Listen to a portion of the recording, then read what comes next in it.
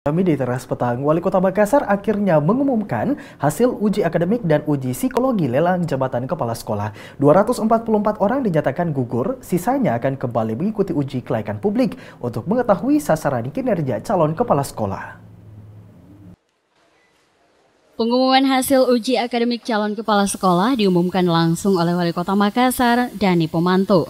737 orang dinyatakan lolos setelah nilai hasil ujian telah memenuhi nilai standar yang ditetapkan panitia seleksi.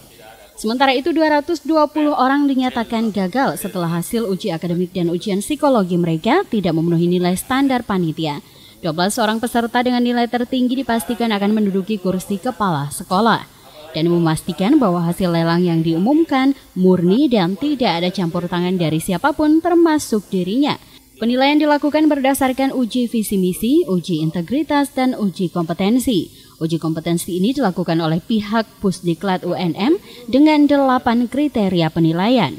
Sementara uji visi misi dilakukan oleh 52 orang panitia seleksi dengan melihat kesesuaian pemahaman setiap peserta terkait revolusi pendidikan di Kota Makassar.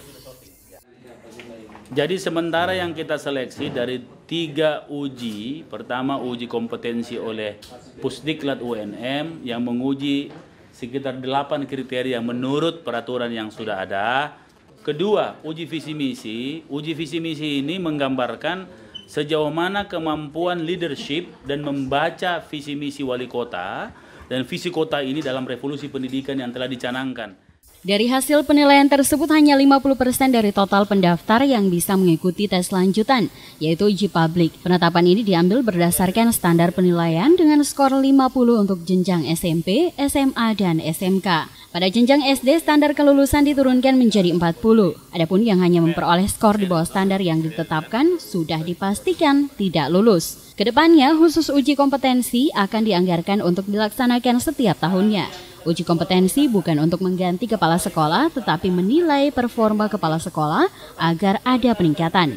Kepala sekolah yang sudah baik harus menjaga kompetensinya karena yang tidak lolos juga masih memiliki kesempatan menjadi kepala sekolah jika mereka mau terus meningkatkan kompetensi yang dimilikinya. Diketahui calon kepala sekolah yang lulus tes ini akan menduduki 367 jabatan kepala sekolah dasar negeri (SDN), 44 jabatan kepala sekolah menengah pertama (SMP), 22 jabatan kepala sekolah menengah atas negeri (SMA negeri), dan sekolah menengah kejuruan negeri (SMKN) sebanyak 9 sekolah. Berdasarkan data, lelang jabatan kepala sekolah hanya diikuti 961 calon kepala sekolah dari jumlah 1.385 dan 437 sisanya dinyatakan gugur karena tidak mengambil kartu ujian. Dari Makassar, Fitriana Sari, GoTV memberitakan.